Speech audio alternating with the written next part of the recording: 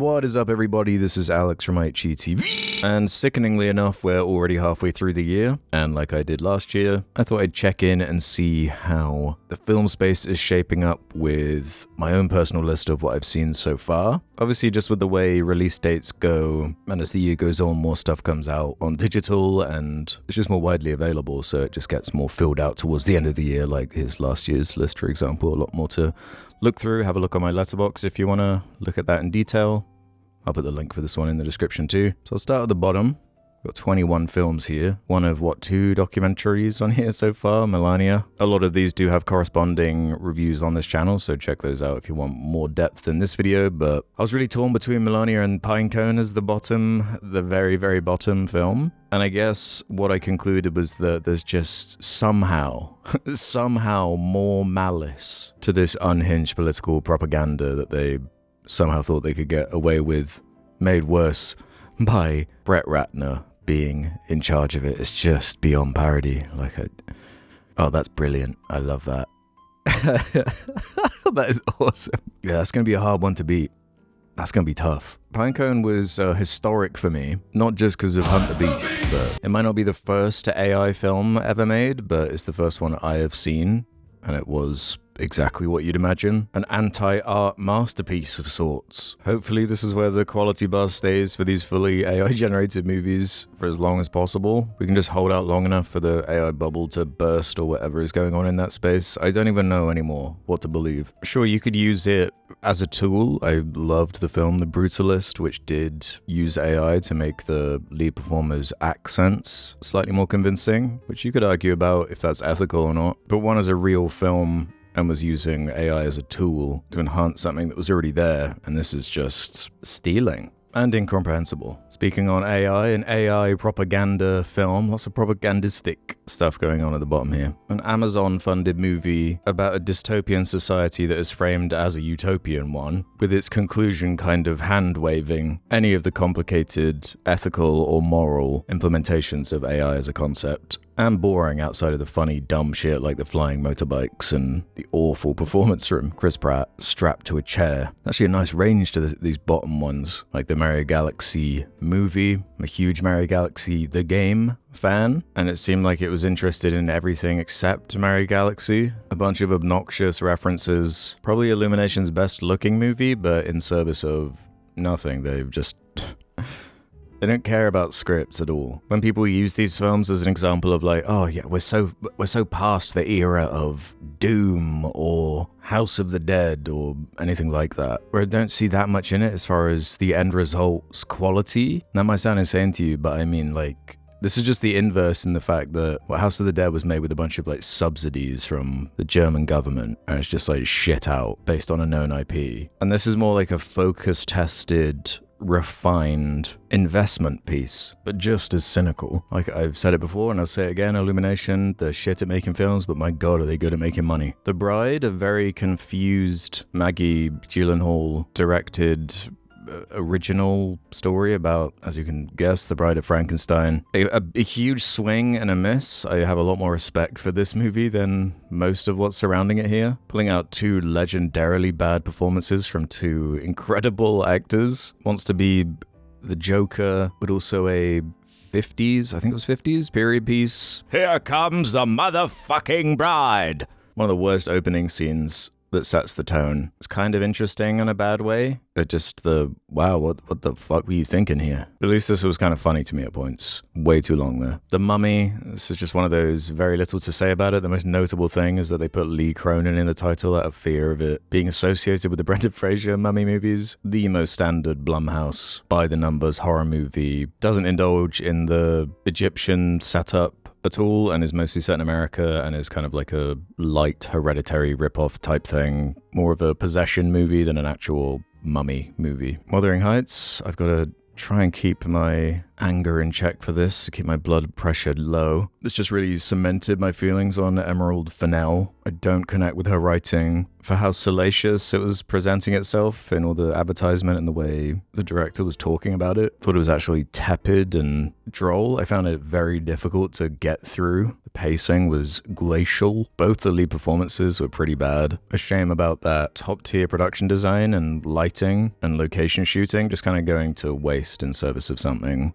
so kind of lowbrow for how much storytelling potential there is, as we know from the original book, obviously. But just the time period and all the class stuff you could get into, just a huge missed opportunity. Michael, more kind of propaganda, like a puff piece around the concept of the pop idol Michael Jackson instead of anything actually interesting about him as a person. Astroturfing, anything complicated, and a cold, cynical script designed to signal boost his discography, which has worked. It's all over the place now. He's like back in the top 10 on Spotify, I think. Yep, as of recording, he's number 4 in the world. Very similar to Bohemian Rhapsody in the sense that the estate, the living links to the pop legend, needed to manufacture this film to kind of maximize money instead of do anything interesting with the story. The Baby Yoda movie got some good laughs from this, but it was not a good film. Glorified TV show strung together into a film, quote unquote. Everyone's static. Would have been fine if they just released this straight onto Disney Plus, but they wanted to test the waters with this brand, which is now diluted and has lost a huge amount of stopping power that it used to have. There's very little to even say about it or get angry about. It's so unnotable and is being outpaced by horror movies based on creepypastas, so well done Disney, you've done it again. So I'd put like a break here of stuff I actually consider bad. Everything from here is stuff I enjoyed on some level, with Iron Lung next. I know the score isn't high, but I appreciate this as a first effort from Markiplier. Some cool ideas in there. Could have done with some tightening up for sure. I don't know if it really paid off with him directing, starring, and editing all of it, but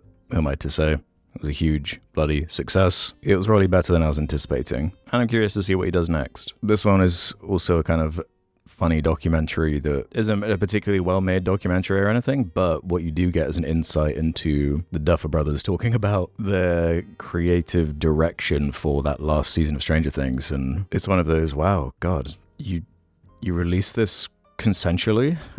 This is insane that you would let people have this kind of access, because it's quite embarrassing. So here's a like nerdy thing I'm a bit confused on, because Good Luck, Have Fun, Don't Die I've got next, which, as you see in the parentheses, there is a 2025 film, I think technically. And it seems kind of wrong to put it in the 2025 list, because it's like, well, I saw it in 2026. It has its broader release in the UK anyway, was over here. Makes sense for me to put it in the 2026 list in my head, but it's the same with Obsession, which is also technically a 2025 film, but no one was really talking about it in 2025. You had to be at TIFF to have even seen it. I don't know, I guess caveat, it's really not that big of a deal. Definitely overthinking this, but this was okay. I was a little bit disappointed because I do really like Gore Verbinski. It felt like it wanted to kind of have a tone similar to An Everything Everywhere All at Once. It has this kind of AI commentary, and I adore Sam Rockwell. Wish there was more of him in the movie, but a lot of the gags and the tone really didn't click with me. Just kind of felt like it was too little too late and just didn't really connect. And it had some okay stuff in there though. So the Charlie XCX Brat movie, The Moment, I saw recently. Thought this was decent. My biggest fear was like that transition of a pop star performing in a movie is always a risk.